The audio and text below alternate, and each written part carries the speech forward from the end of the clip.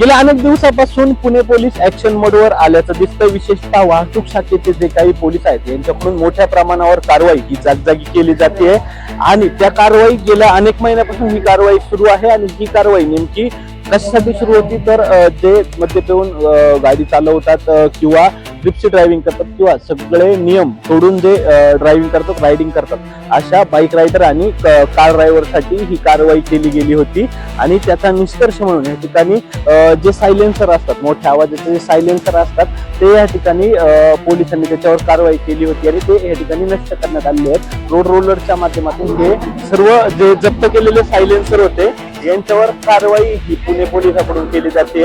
अगदी त्या कारवाईच्या दरम्यान या ठिकाणी त्याच्यावर रोड रोलर चालून हे नष्ट केले जात आहेत. साधारणतः गेल्या अनेक महिन्यापासून ही कारवाई सुरू होती आणि ही कारवाई सुरू असताना साधारण 900हून अधिक सायलेन्सर या ठिकाणी जप्त करण्यात आले होते आणि या ठिकाणी त्याला डिप्लॉय केले जात आहे. यासोबतच जर आपण पाहिलं तर हे सायलेन्सर शहरातील विविध भागातील जी शांतता आहे ती भंग करण्याचं काम करत होते. याच्यावर नागरिक देखील गेल्या अनेक दिवसापासून पोलिसांकडे तक्रारी करत होत्या की अशा प्रकारचे जे स्वतःचा सायलेन्सर याच्यावर कारवाई करावी.